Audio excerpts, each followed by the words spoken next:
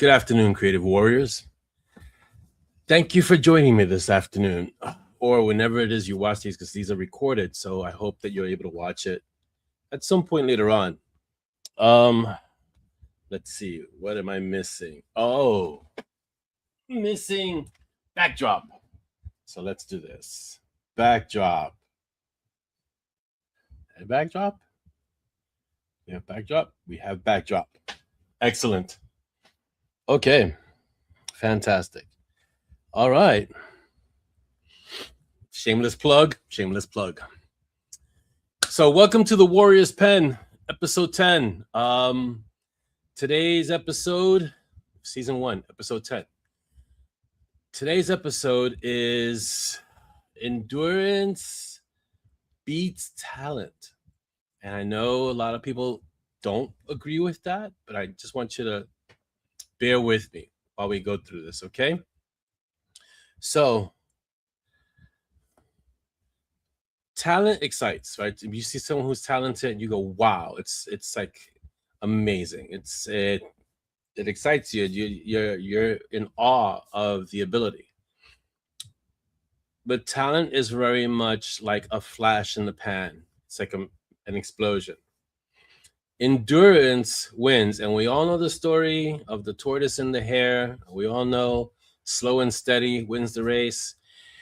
And all I can give you dozens of cliches about this. But at the end of the day, talent can be overrated. If you meet two people who are equally talented, let's say, at that point, talent is no longer in the equation. At that point, it's a matter of endurance. Who can last longer? Who can put in the work? Who can outwork everyone? That's what it comes down to if everyone is equally talented.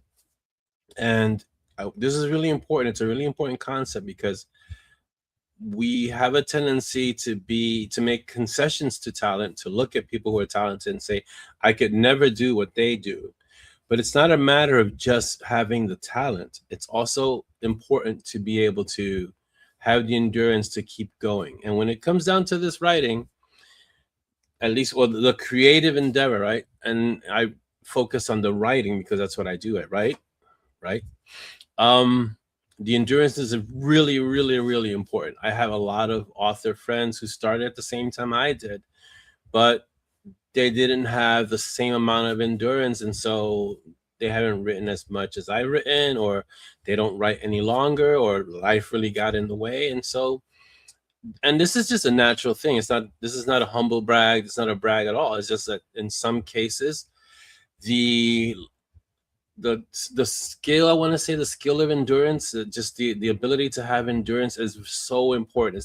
It's important in the context of a book. Like when you start, the beginning, the middle, the end. The beginning, you're excited. It's the middle when it starts getting really hard, and towards the end, to get to that end takes endurance. And in a creative career, if you want to be a creative, you're gonna have a lot of ideas. You're gonna want to really do a whole bunch of things. So it's great in the beginning, and if you have the talent to do so, that's also fantastic. You're doing all this stuff. It's getting out there, but the beginning is excellent. It's kind of like the honeymoon phase. You're blown away by all these great ideas. Now you gotta actually put that creativity to work, and that's when the endurance comes in. And it takes it. Hey, Chris, like Chris says here, it takes endurance to write a book series. It takes endurance to write a book, but a book series, I can definitely attest to, it takes endurance to be able to do so. I'm on book 32, 33 of the current series, one of the current series that I'm working on. It's the longest series that I have, and I can tell you it takes endurance. Okay, so let me break it down for you a little bit more, so you can kind of let's kind of deconstruct and dissect.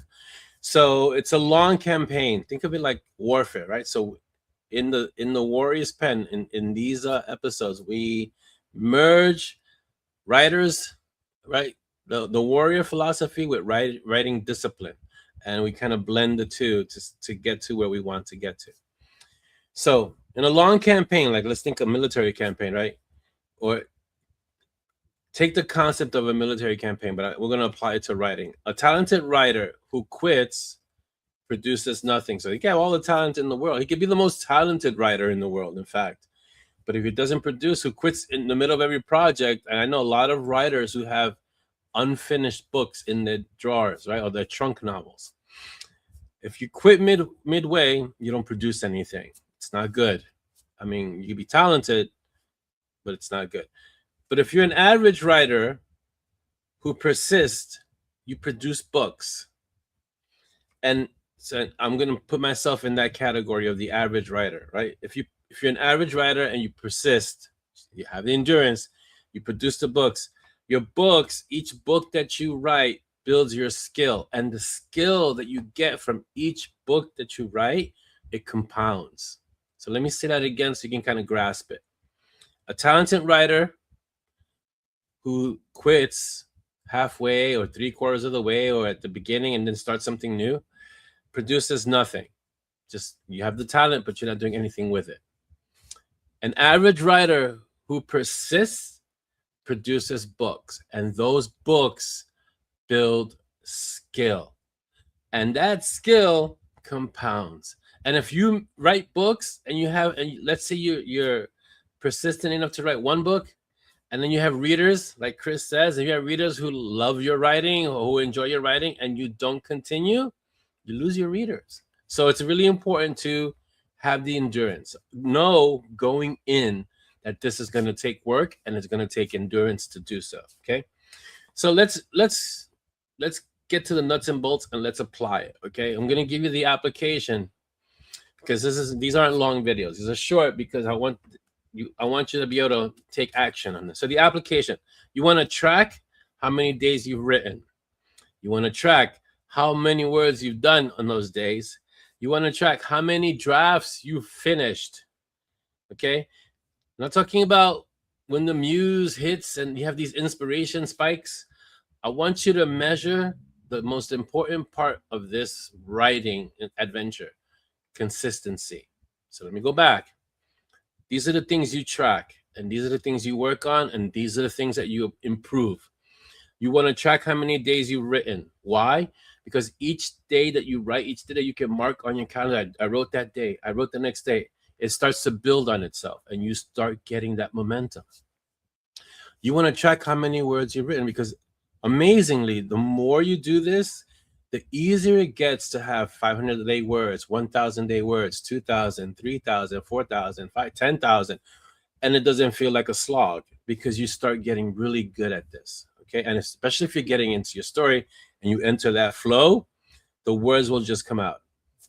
You want to track how many drafts you finish, because if you don't get to the end of the story, and I mean typing those two words, the end, you're just going to have a lot of unfinished drafts. And that's okay for your sense of accomplishment. You got to that draft, but if it's not finished, again, you're going to be that talented writer who quit and didn't produce anything. Okay, so how do we continue from this? So remember, you're not measuring inspiration spikes. You're not measuring when you get that idea and you got to write this down. You want to measure your consistency. Okay, this is like the pulp writers. You want to be like a craftsman. You want to be that the blue collar writer. You want to be in the trenches. You want to be doing this consistently. Okay, I know some of us, because it happens to me as well, can't write every day. It happens. You'll have emergencies. If you have a family and you've got to go do things, you may not be able to write every day. That's okay. That's life. That's what happens. Jump right back in and you get it done. Okay, you jump right back in and you get back into the swing of it. Okay, so that's making allowances for days that you might miss, but understand that you want to have a consistent writing habit. Okay, all right, to close this, because we're going to wrap it up, because I don't want these episodes to be too long. You don't need extraordinary talent. You really don't. If you could be average, but you don't need extraordinary talent. Remember, the average writer who persists produces books, and those books build skill, and that skill compounds. Remember that. It's like a formula, right? What you need, and this is the key, if you take anything from this video today, right? You need ordinary discipline, repeated. I'm going to say that again. So, because sometimes it sounds, it's too easy. It's too simple to be true. It is this simple. It is this easy, and it is this hard. You need ordinary discipline repeated every day if you can, but you have to get back there and then get back there and get back there and sit. Put that rear in your chair and get to the writing. All right. So let me leave you with the key. You don't need extraordinary talent. You need ordinary discipline, and just keep repeating that. Rinse and repeat that. And what do? We forge better stories. That's how we do it. I know it sounds not mystical. There's not a book, a creative formula somewhere in a mountain somewhere. It's right down here, grounded on the earth with us. Ordinary discipline and repeat it. Have a great day. Forge those better stories. I'll see you soon. Take care, Chris.